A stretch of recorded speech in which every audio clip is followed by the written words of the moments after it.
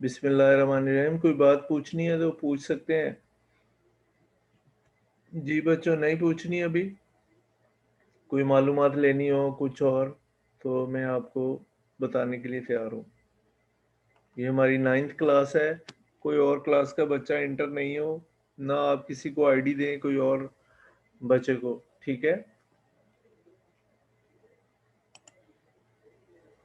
तो ये आज पहला लेक्चर हम शुरू करने लगे हैं। मैं आपको अपने बता दूं भी, मेरा नाम मुश्ताक अहमद है। मैंने पंजाब यूनिवर्सिटी से एमएससी की हुई है और शायद पहले भी आपने मुझे देखा होगा, ठीक है? या आप मेरे से पढ़े होंगे।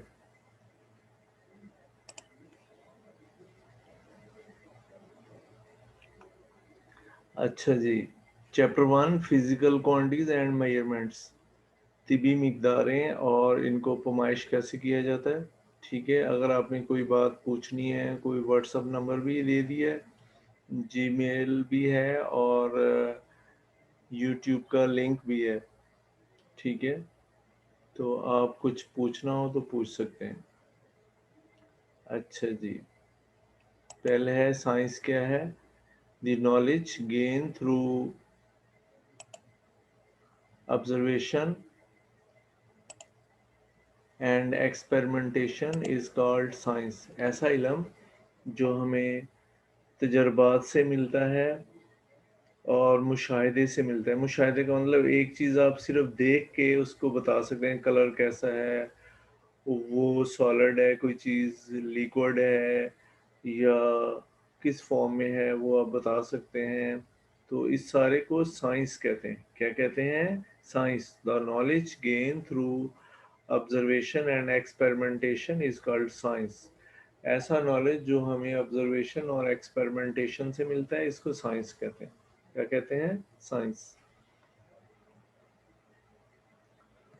Word science is derived from the Latin word scientia। एक लातीनी ज़ुबान का लफ्ज़ है जिसको हम सेंटिया कहते हैं। ये लफ्ज़ वहाँ से निकला है, विच मीन नॉलेज, जिसका मतलब क्या है? नॉलेज। क्या है इसका मतलब? Knowledge. Clear? Kind of sciences. Science कितनी तरह की है? पहला है फिजिकल साइंस, दूसरा है बायोलॉजिकल साइंस, ठीक है? साइंस कितनी तरह की है? 2 तरह की है। और भी ब्रांचें, यानी और भी इनका वो टाइप्स हैं या काइंड्स हैं, लेकिन क्योंकि आपकी बुक में 2 लिखे हैं तो इसलिए मैं फिर उस वो बुक तक ही रहूँगा, बाहर नहीं जाऊँगा, ताकि आपको अच्छे तरीके से समझ आए और आप याद भी कर सकें। ठीक है बच्चों? अब फिजिकल साइंस क्या है?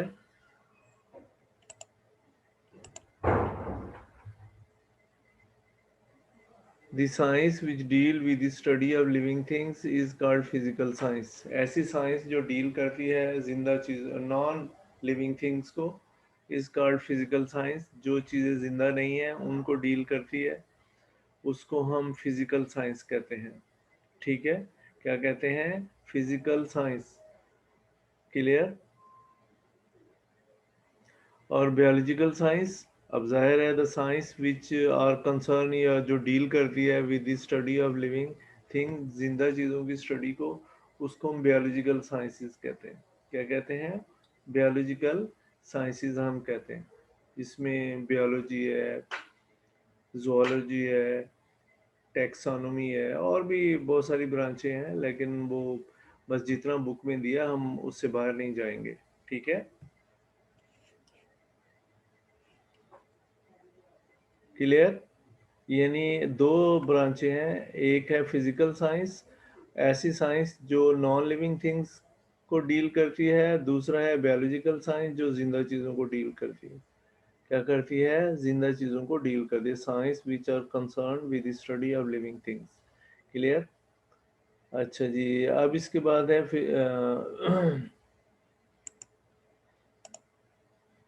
फिजिकल साइंस क्या होती है? क्या है? फिजिकल साइंस क्या होती है? फिजिकल साइंसेस, तो ये पहले इसमें आती है physics, chemistry, geology, astronomy, metrology और भी बहुत सारी हैं, लेकिन क्योंकि हम जिनसे हमारा ताल्लुक पड़ेगा ज़्यादातर, तो उसी को हम जो है वो डील करेंगे ज़्यादा। फिज़िक्स में आपको पता है कि जो बहुत सारे चीज़ें आती हैं, जैसे अभी ये मैंने एक जहाज़ बना दिया है, अभी ये भी फिज़िक्स के असूलों के मुताबिक उड़ रहा होता है। केमिस्ट्री में केमिकल होते हैं, आपको पता है, ये मैंने केमिकल का फ़ोटो लगा दिया है। ठीक है, जियोलॉजी में ज़मीन के बारे में हम पढ़ते हैं कि क्या-क्या चीज़ें हैं, कैसे ज़मीन किस चीज़ की बनी हुई है, ये वो जो भी इस पे पाया जाता है। एस्ट्रोनॉमी, एस्ट्रोनॉमी फल्कियात, ये देखें, ये आपने पहले भी पढ़ा है कि कोई सुपरनोवा है बना हुआ, मैंने वो इधर लगा दिया है। कोई गैलेक्सीज़ हैं और स्टार्स हैं, ये एस्ट्रोनॉमी में हम पढ़ते हैं। मेट्रोलॉजी, मेट्रोलॉजी क्या है कि ये अर्थ वगैरह का मटेरियल कैसा बना हुआ है, ये वो, ये सारा मेट्रोलॉजी में आता है। ठीक है। अच्छा, अब है physics, the branch of science which deal with the matter and energy. कहता है ये फिजिक्स जो है वो साइंस की एक ब्रांच है जो मैटर और एनर्जी को डील करती है। मैटर का मतलब ये मटी वगैरह या जो भी यहाँ चीज़ें पाई जाती हैं, इन सबको डील करती है। और एनर्जी आपको पता है, लाइट या सन पे, जैसे सन से हमें एनर्जी आ रही है, या मैटर और एनर्जी एक दूसरे में तब्दील हो जाते हैं, तो उसको डील करती है। एंड देयर म्यूचुअल इंटरेक्शन, उनका बाहमी ताल्लुक क्या है, इज कॉल्ड फिजिक्स, इसको हम फिजिक्स कहते हैं। The branch of science which deal with the matter and energy and there mutual interaction, इनका बाहमी ताल्लुक क्या है, उसको हम डील करते हैं इसमें। ठीक है। ब्रांच ऑफ फिजिक्स क्या है? ब्रांचेस ऑफ फिजिक्स, पहले है मैकेनिक्स। क्या है? Mechanics, it is study of motion of object, कि ऑब्जेक्ट कैसे मूव कर रहे हैं। इट काजेज, मोशन की वजह क्या है, एंड इफेक्ट, और इसका असर क्या हो रहा है। मैकेनिक्स जो है फिजिक्स की एक ब्रांच है। आपने सुना होगा लफ्ज मैकेनिक, वो जो गाड़ियां वगैरह ठीक करता है, उसका पता नहीं कैसे नाम पड़ गया मैकेनिक। एक्चुअली ये है कि वो गाड़ी जो है ना, उसके बहुत सारे हिस्से मूव कर रहे होते हैं इंजन की वजह से। इंजन भी मूव कर रहा है उसके अंदर, वैसे गाड़ी तो इंजन की वजह से मूव कर रही होती है। तो अब वो जो उसको डील करते हैं मूवमेंट को, उसको मैकेनिक्स कहते हैं फिजिक्स में। लेकिन वो जो गाड़ियों का काम वगैरह करता है, उसका नाम भी मैकेनिक पड़ गया। पता नहीं क्यों पड़ गया, ये तो अब कोई हिस्ट्री देखनी पड़ेगी। ठीक है। इसके बाद है लाइट। क्या? लाइट, ये देखें, ऑप्टिक्स कहते हैं। लाइट क्या होती है?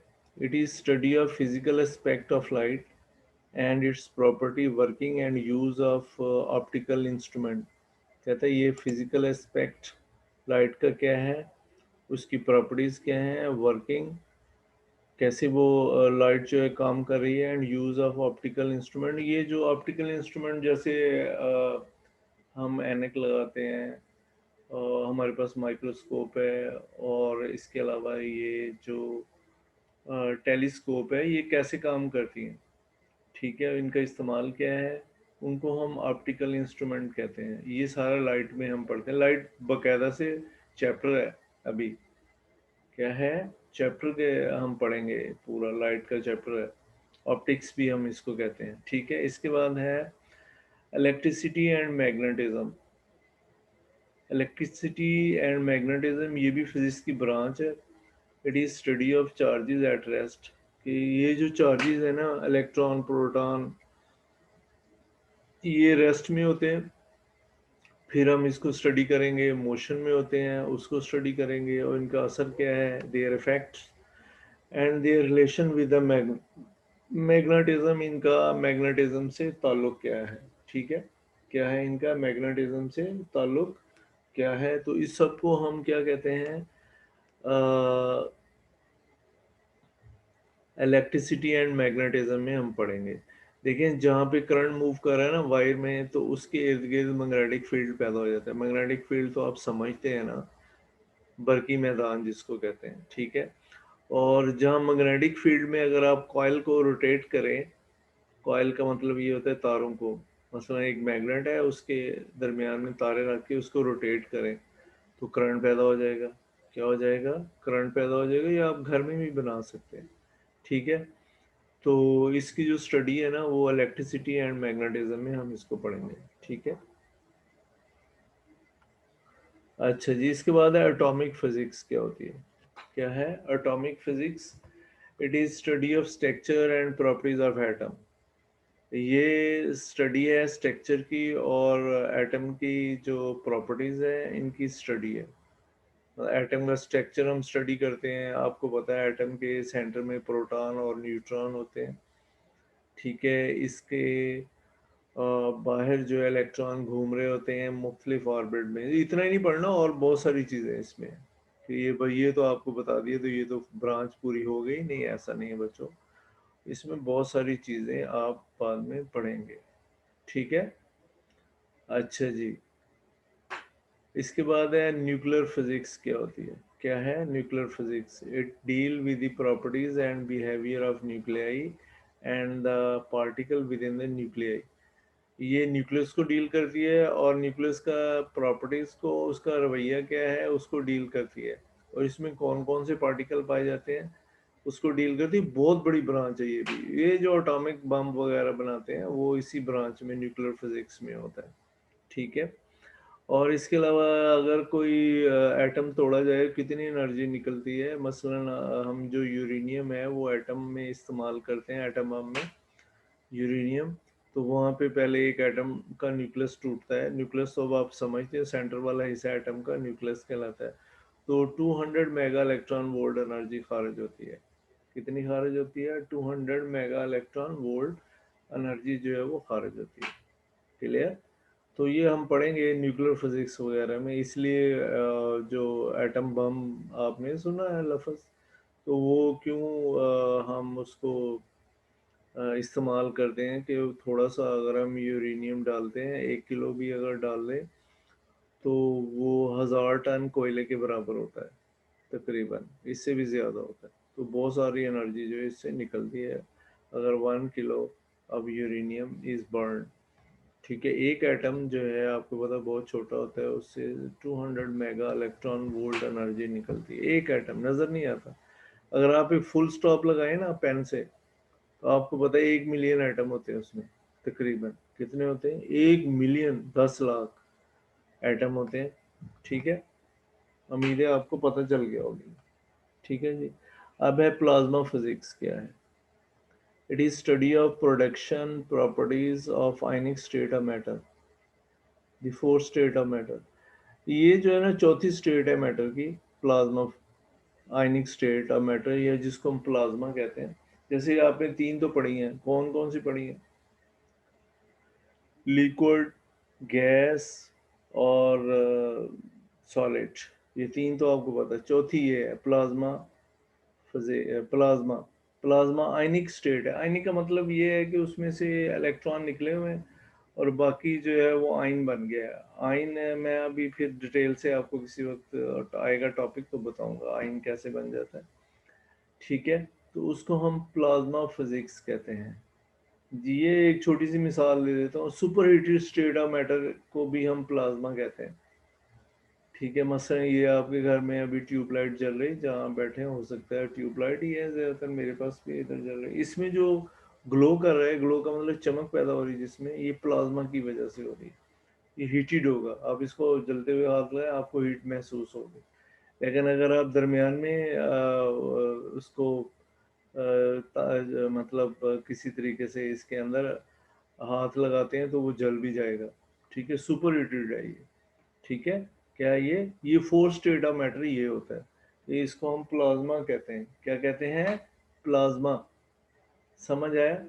ये जो आपके घर में ट्यूबलाइट जल रही है या सूरज की उससे जहाँ से एनर्जी आ रही है वो भी प्लाज्मा है। क्या है? वो भी प्लाज्मा है। मोस्ट ऑफ स्टार्स जो है इनमें प्लाज्मा होता है। ठीक है, क्लियर हो गया? It is study of production properties of ionic state of matter, the four state of matter, इसको हम प्लाज्मा फिजिक्स कहते हैं। क्या कहते हैं? प्लाज्मा फिजिक्स कहते हैं। इसके बाद है geophysics. It is study of internal structure of earth. ये ज़मीन के अंदर जो तब्दीलियाँ आ रही हैं, जो भी हो रहा है, उसको स्टडी करने के लिए हम जियोफिज़िक्स का इस्तेमाल करते हैं।